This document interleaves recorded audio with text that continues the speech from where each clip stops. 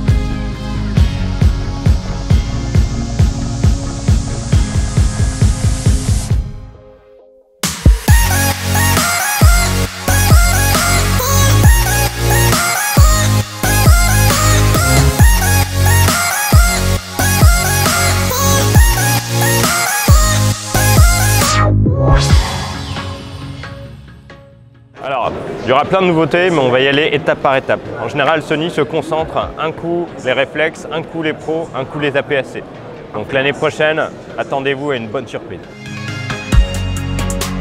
Alors, si vous avez bien regardé, les menus au moins du A9, du A6005 ont pas mal changé. Vous allez retrouver en fait un nouveau menu dedans qui est beaucoup plus simple à comprendre et beaucoup plus simple à gérer et pourrait même configurer votre propre menu.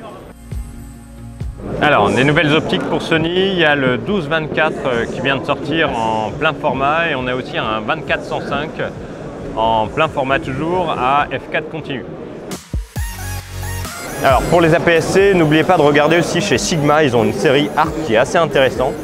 Il y a notamment chez Zeiss des séries APS-C et des séries plein format qui restent très contenues, mais pas trop chères, mais très qualitatives surtout. Alors pour débuter en vidéo, on a un petit boîtier qui est pas mal, c'est le RX100 Mark III. Il a le gros avantage d'avoir l'écran qui se relève, du coup on peut facilement se voir dedans. Il a l'avantage d'être très léger, il a un 24-70 équivalent plein format et il ouvre à 2.8. Donc ça nous permet de faire des belles petites images, il a une bonne sensibilité. Le RX100 Mark III n'a pas de filtre ND intégré, par contre le RX100 Mark IV a un filtre ND intégré. Et il fait aussi 1000 images par seconde en vidéo. Alors Yuneec est la deuxième marque de drone au monde avec des produits différents de ce qu'on peut trouver. Nos atouts, notamment sur le H520, c'est un nouveau contrôleur conçu par une entreprise de Zurich. On atteint avec ce contrôleur une fiabilité exceptionnelle. 6 rotors, on tient mieux le vent, c'est sécure aussi parce qu'on peut se poser à 5 rotors. Nos drones ont des trains rétractables, on dégage ainsi le champ de vision de la caméra qui peut pivoter sur 360 degrés en continu.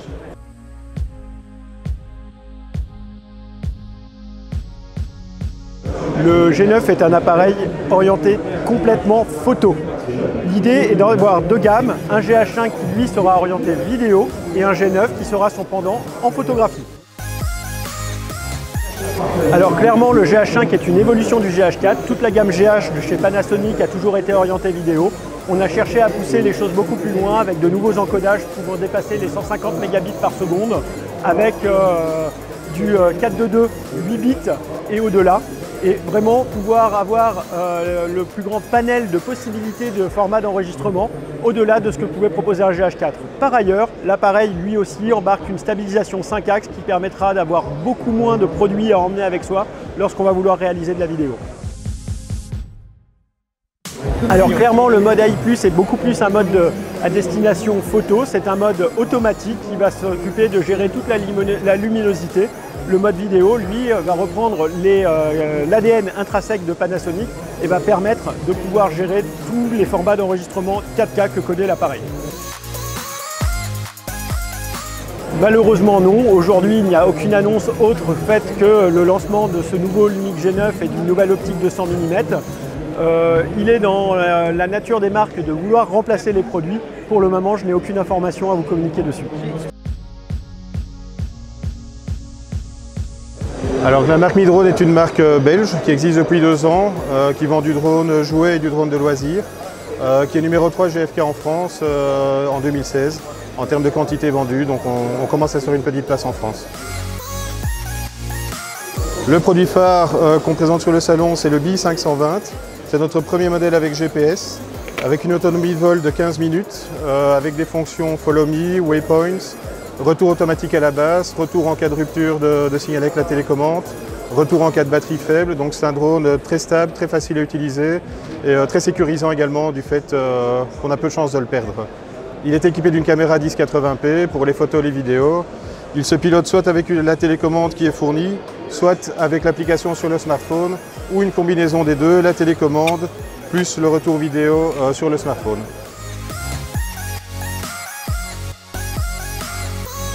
Alors on vient de lancer une gamme de caméras 4K.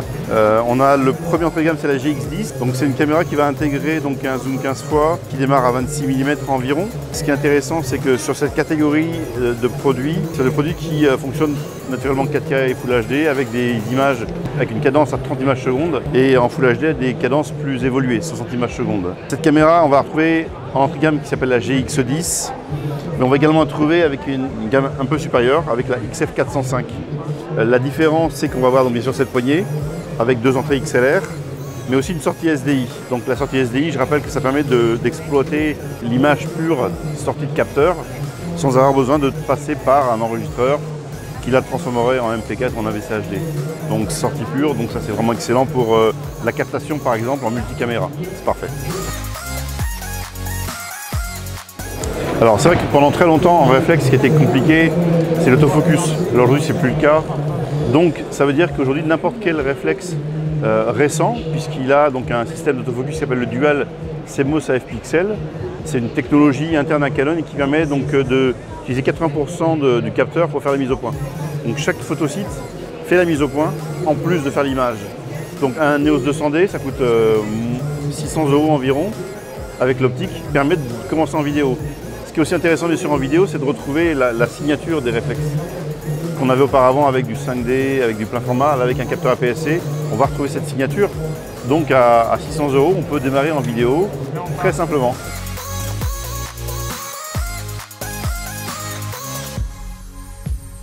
Bah Olivier, justement, viens, au lieu de filmer, parce que franchement ta chaîne elle est très bien, mais tu filmes avec un Sony, t'as 15 minutes de batterie, ouais t'as des jolies images, mais viens je vais te montrer mieux quand même, viens voir ça. Voilà, ça c'est ta future caméra, hein, un GH5, ça c'est quand même vachement mieux, t'as une demi-journée de batterie avec ça, fini de te trimballer avec ta bretelle de batterie, hein, et tous ces trucs là. Donc tu vas me faire du plaisir, hein, tu vas me faire du plaisir. Donc tu vas me faire plaisir hein, pour augmenter la production value de ta chaîne. Tu vas me faire du plaisir, tu passes au GH5 et t'oublies pas, tu vas me faire du plaisir de te prendre un sac Peak Design. Et ouais, nous les youtubeurs, on est des raclures, on fait des placements de produits sur ma chaîne, hein. T'as fini de faire du placement de produits. Tu m'envoies les chèques, hein. Donne-moi ça, regarde ce qu'on va faire du GH5. Hein, est-ce qu'on le coule là-dedans, le GH5 hein? Est-ce qu'il est amphibie, le GH5? Je suis pas sûr. Est-ce que le A7R2 est amphibie? Non plus. Mais regarde, il est étanche. Pas du tout. Abonnez-vous à leur chaîne. Et continuez à regarder Olivier, c'est vraiment le meilleur. Et en plus, il arrive à faire voler des drones, pas moi.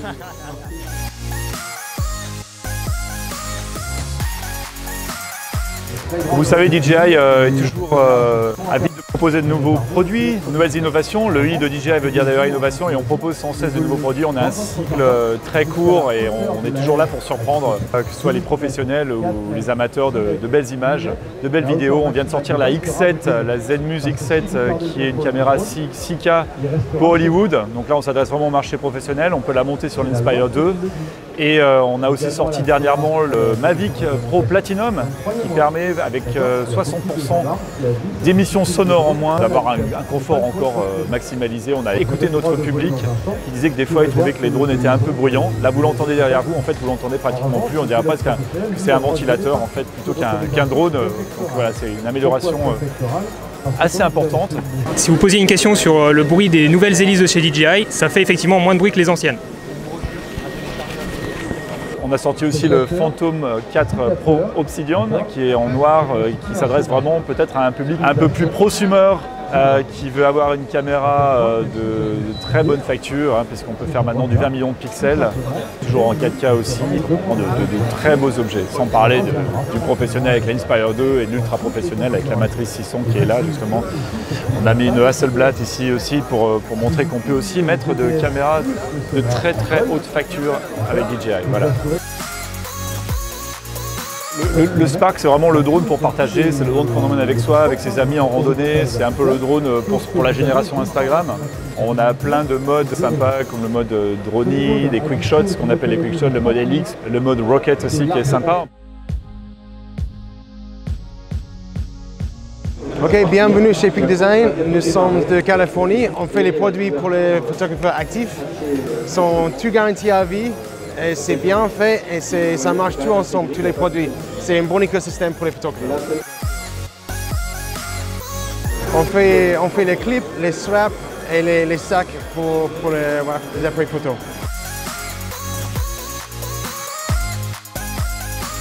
Alors, Digistore, on est vendeur sur internet de photos, vidéos, audio. On est basé à Strasbourg, on a une boutique en ligne et une boutique physique à Strasbourg. On fait de la vente et de la location. On a décidé de vous présenter le Zhiyun Crane. Donc, c'est un stabilisateur 3 axes pour réflexe. Il porte jusqu'à 3,5 kg. Il a l'avantage de pouvoir gérer la mise au point sur la poignée. Bienvenue chez Graines de Photographes. On est une armée de photographes en France. On donne des cours à Paris, dans cette ville de province et à Bruxelles. Des cours de prise de vue, des cours de retouche. En prise de vue, on a à peu près un catalogue de 14 cours, du grand débutant aux experts et un peu de retouche sur 4 heures ou sur 2 jours pour ceux qui ont vraiment envie de faire de la retouche. Alors bonjour Olivier, bienvenue sur le stand de Sigma pour la présentation des petites nouveautés. Alors nouveauté Salon de la photo 2017, un produit très adapté aux vidéographes, le 16 mm f1.4 prévu pour monture Sony E, capteur APS-C, donc idéal pour tout ce qui est Alpha 6000, 6003, 6005. Grande ouverture et très grand piqué, donc optique très qualitative pour seulement 449 € prix de lancement. Tu m'as demandé de te présenter aussi une autre optique qui pourrait intéresser tes abonnés, c'est le 18-35 f1.8, donc un zoom f1.8 constant, idéal pour les prises de vue en basse lumière, qui existe en monture Canon, Nikon notamment, donc parfaitement adaptable à tous les autres systèmes avec des bacs d'adaptation. Pour Sony E, la MC11 de chez Sigma, et puis pour les GH4, GH5, la Metabones qui va fonctionner parfaitement. 18-35, 1.8. Et enfin, on commence à en recevoir en France pour les gens déjà un petit peu plus expérimentés, des optiques cinéma, donc entièrement manuelles, accès à une bague de diaph, complètement fluide, et démultiplication de la bague de mise au point pour permettre des mises au point plus douces et des transitions beaucoup plus douces et beaucoup plus fluides. Alors sur le salon, on présente en star le D850 qui est notre dernier né dans la gamme Pro mais également pour les amateurs passionnés. D850, il a fait une rupture, il bénéficie d'un accueil extraordinaire. Alors tous les réflexes Nikon font de la vidéo. On a initié en fait cette technologie, enfin cette fonctionnalité en tout cas, avec le D90 il y a déjà 10 ans. Donc tous nos réflexes aujourd'hui font de la vidéo. Le D5600 en particulier est intéressant à ce point de vue-là, en ce budget-là en tout cas. C'est un réflexe avec un écran orientable notamment tactile qui permet de mieux cadrer plus facilement. Alors effectivement, on a annoncé plus ou moins officiellement qu'on était en train de travailler sérieusement sur les hybrides. On n'a pas annoncé de date, ni de concept, ni de positionnement, mais on est en train de travailler très sérieusement dessus et donc on nous attend, et nous aussi, on les attend avec impatience. Alors la nouveauté chez Olympus, c'est le M10 Mark III qui dispose d'une toute nouvelle interface sur les réglages, notamment les réglages créatifs. On reste sur un boîtier d'inspiration vintage, le design iconique de la série OMD qui est sorti dans les années 70. C'est un appareil photo incroyablement compact, il est très léger et il offre les toutes dernières technologies en photo avec des fonctionnalités avancées pour le partage sur les réseaux sociaux avec des applications comme l'application Olympus Image Share.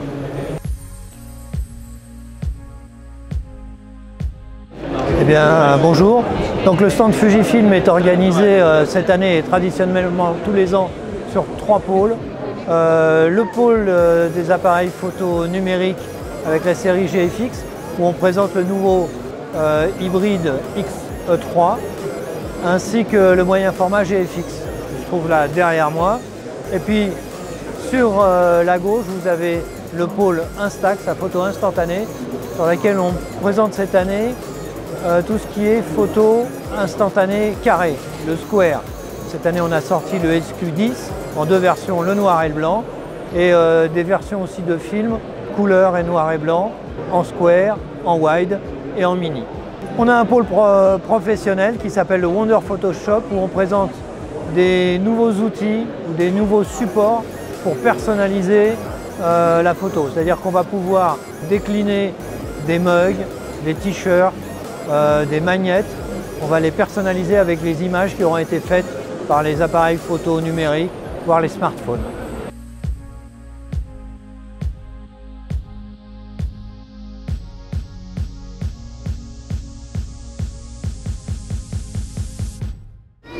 Et voilà les amis, j'espère que cette vidéo du salon de la photo vous a plu. Soyez tout le temps créatifs les amis. À très bientôt sur YouTube. Faites de belles photos, faites de belles vidéos. Ciao!